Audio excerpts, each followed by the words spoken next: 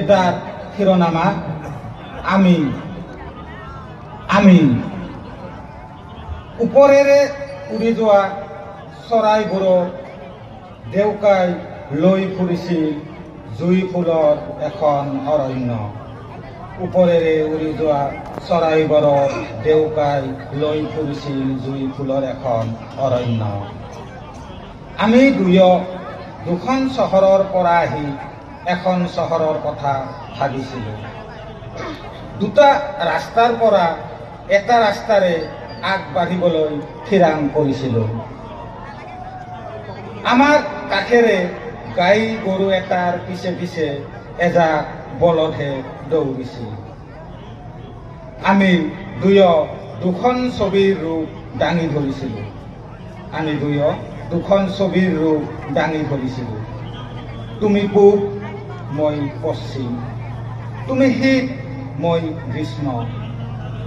আৰু তুমি কৈছিলা এই শীতেই তোমাৰ জীৱনৰ প্ৰথমখন বসন্তৰ ছবি আছিল।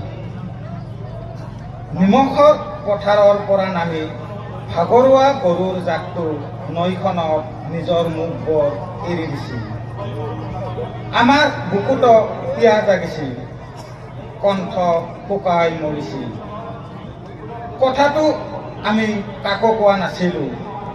গৈ থকা বাটটোত অথনিৰে পৰা মগো আপোন মনে ডুবি আছিল পানী। হাতত কাঁচি লৈ তেতিয়াও মানুহবোৰ পথাৰৰ কথাই কৈ আছিল, ধান আৰু ধাননিৰ কথা। কোনোবা এদিন তুমিও কাঁচি আছিলা নেকি? কোনোবা এদিন তুমিও কাঁচি আছিলা নেকি? তোমাৰ ওঠত আছে যে ধান ফুলৰ সুবাস। আৰু আমি এখন কল্পনাৰ নৈ সাঁতুৰিছিলোঁ। তুমি নাও, মই বঠা। সাপৰ দৰে খেদি অহা ঢৌবোৰে মেৰিয়াই ধৰিছিল আমাক।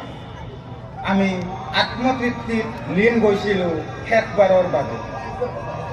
ৰঙা ফুলবোৰৰ পিছে পিছে আমি আগবাঢ়িছিলোঁ পুনৰ ৰৈ থকা বাটটোৰে।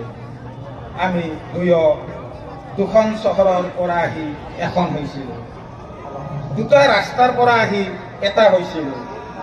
আমাৰ লগত নাছিল নিজাকৈ এখন অৰণ্য, দীঘলীয়া এটা বাট।